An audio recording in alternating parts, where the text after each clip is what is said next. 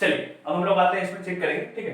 To test whether a given rational number, आपके पास एक रैशनल नंबर दिया जाएगा, मतलब पी बाई क्यू फॉर्म में दिया रहेगा, ठीक है। आप उसको चेक करेंगे कि टर्मिनेटिंग है और रिपीटिंग डेसिमल, ये कैसे चेक करेंगे। कहने का मतलब हम लोग जब भी चेक करते थे तो हम लोग डिवाइड किया करते थे। अभी अगर हम लोग विदाउट एक्चुअल डिवीजन, हम लोग डिवाइड नहीं चाहते हैं, फिर भी चाहेंगे तो कैसे होगा। तो ध्यान रखिएगा कि अगर x कोई आपका रैशनल नंबर है, रैशनल कहने का मतलब p बटा q के फॉर्म में है, जहां पे q 0 का बराबर नहीं है, तो हम कैसे बोलेंगे कि x जो है टर्मिनेटिंग है। तो मान के चलिए अगर ये x कोई रैशनल नंबर है p बाई q फॉर्म में, हम चाहते हैं कि ये टर्मिनेटिंग हो, तो इसके लिए इन्होंने कंडीशन लगाया है कि जो डिनोमिनेटर है, मतलब नीचे वाला जो पार्ट है, नीचे वाला जो पार्ट है वो क्या है, आइदर 2 पे पावर समथिंग इनटू 5 पे पावर समथिंग, यही पावर होना चाहिए, इसके अलावा कोई भी पावर नहीं होना चाहिए। कहने का मतलब इसका जो फैक्टर ब्रेक होगा आइदर 2 पे पावर समथिंग में और 5 पे पावर समथिंग में, तभी बोलेंगे कि वो जो आपका डेसिमल होगा वो आपका होगा टर्मिनेटिंग डेसिमल।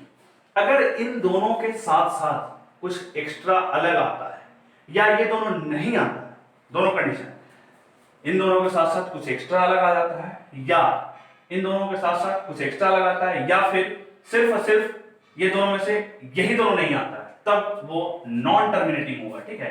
इसमें हम लोग कुछ एग्जांपल करेंगे, जैसे मान के चलिए कि ये एक क्वेश्चन है, ठीक है।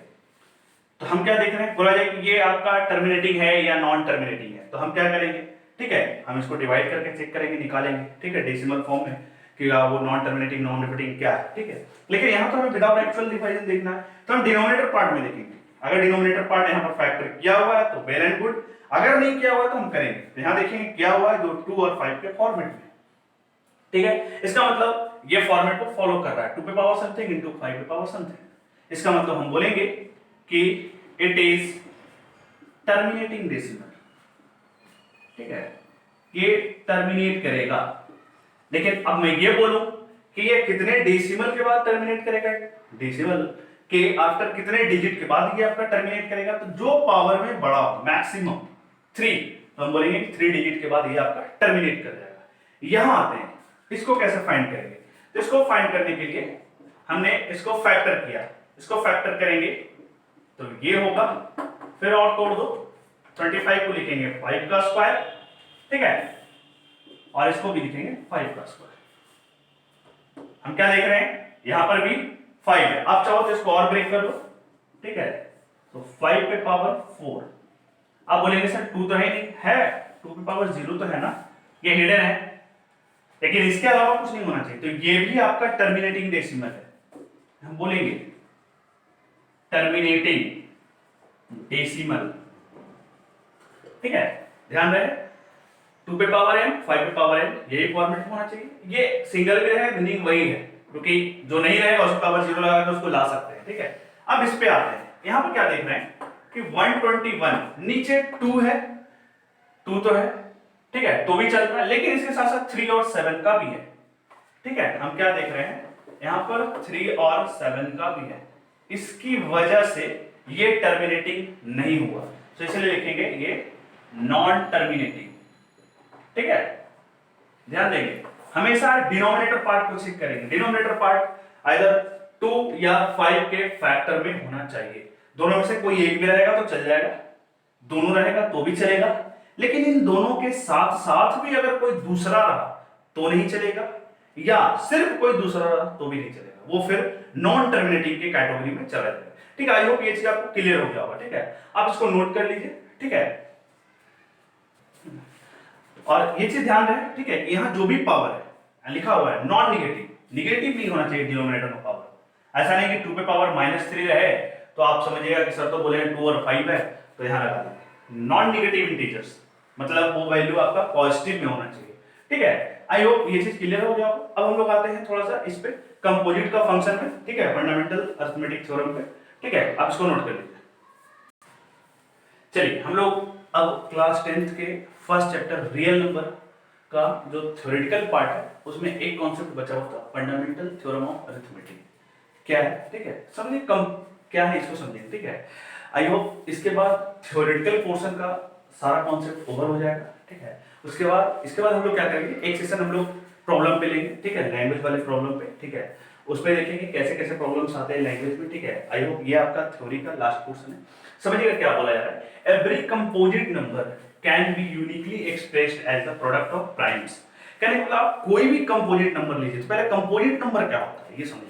कंपोजिट नंबर वह नंबर है जिसका फैक्टर मोर देन 2, ध्यान रखिएगा, 2 से ज्यादा फैक्टर हो, तो उसको क्या लिखेंगे, उसको हम कैसे एक्सप्रेस कर सकते हैं। तो जब भी हम उसको एक्सप्रेस को फैक्टर करेंगे तो वो हर हमेशा प्राइम के फैक्टर में ही ब्रेक होगा। जैसे मैं यहां पर एक एग्जांपल लिया 12, ठीक है, 12 कंपोजिट है।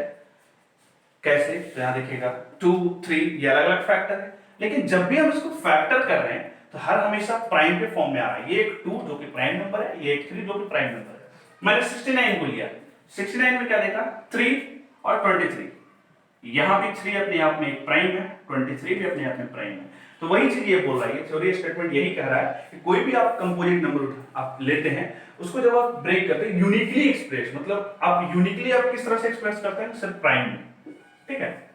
तो इस पर हमने एक क्वेश्चन भी लिया है, सो दैट आपको ये दिखाना है कि ये जो क्वेश्चन है ना, ये कंपोजिट नंबर है या नहीं। तो हम इसको चेक करेंगे, ठीक है। तो कैसे बनाएंगे, ध्यान देंगे। हम क्या देख रहे हैं, इस पूरे पोर्शन में ये तीनों आपस में मल्टीप्लाई है, ये प्लस ये 13, ये दोनों में 13 कॉमन है, तो हम यहां से 13 कॉमन ले लिए। तो यहां क्या देखे, 5 इंटू 11 प्लस 1। अब हम क्या देखे, 13 इंटू 5 इंटू 11 55 प्लस 1 56। हम क्या देखें, यहां भी आपका जो है आपस में प्राइम फैक्टर, आप चाहो तो इसको ब्रेक कर सकते हो, आपको लगे कि ये प्राइम फैक्टर में है या नहीं, तो आप इसको देखिएगा, हम इसको ब्रेक करते हैं, ठीक है। 13 इंटू 56 को लिखेंगे 8 इंटू 7, यहां से 8 इंटू 7 इंटू 13। अब 8 को लिख सकते हैं ना 2 पे पावर 3 इंटू 7 इंटू 3। हम क्या देख रहे हैं, मोर देन 2 फैक्टर भी हो गया, तो ये कंपोजिट है, यहां से लिखेंगे hence given number is composite because it has more than 2 factor. हम क्या देखें कि जो हमारा क्वेश्चन, जो हमारा नंबर दिया हुआ था, जो हमारा क्वेश्चन दिया हुआ था, ये आपका कंपोजिट है या नहीं। तो हम क्या चेक किए, जब हम पूरा ब्रेक किए तो देखिए कि मोर देन 2 फैक्टर है।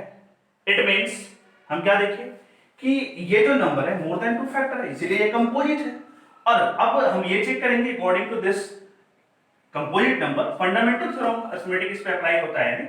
हम क्या देख रहे हैं कि ये पूरा नंबर जो 13 इंटू 56 आया था, इसको जब हम फैक्टर किए, ब्रेक किए, तो यूनिकली किस में ब्रेक हुआ, प्राइम में। 2 भी आपका प्राइम है, 7 भी प्राइम है, 13 भी प्राइम है, क्लियर। तो इसीलिए मैंने बोला कि ये क्वेश्चन को हम लोग चेक करते हैं कि क्या कंपोजिट है या नहीं, तो कंपोजिट भी है। हमने ये भी चेक किया कि फंडामेंटल थ्योरम अरिथमेटिक इस पे अप्लाई हो रहा है या नहीं, तो हाँ ये हो रहा है, क्योंकि आपका थ्योरम बस यही बोल रहा है कि कोई भी कंपोजिट नंबर को आप ले लीजिए, ठीक है। जैसे मैंने ये एक नंबर को उठाया, तो इसको क्या है 2 इंटू 2 इंटू 3, ये भी प्राइम के फॉर्म में टूट गया 69। ये भी आप और भी एग्जांपल ले सकते हैं, कोई भी एग्जांपल लीजिए, बस ध्यान रखिएगा कि वो जब भी ब्रेक होगा प्राइम नंबर के फैक्टर में ब्रेक होगा, ठीक है। आई होप ये आपको क्लियर हो गया। ये आपका थ्योरी का लास्ट पोर्शन था, ठीक है। आई थिंक यहाँ से हमारी सारी थ्योरी ओवर हो गई क्लास 10 के चैप्टर 1 की। फिर भी अगर आपको कुछ डाउट होता है कमेंट बॉक्स में बताइए, ठीक है। इसके बाद हम लोग प्रॉब्लम का एक सेशन लेंगे, ठीक है, उस पर लैंग्वेज प्रॉब्लम करेंगे, ठीक है। उसके बाद ये टोटली फिर आपका ये चैप्टर ओवर हो जाएगा, ठीक है। नेक्स्ट चैप्टर के लिए आप कमेंट करके बताएं, ठीक है, कि आपको कैसा लग रहा है, जो भी डाउट है आप मुझे बताएं, ठीक है। Okay, thank you.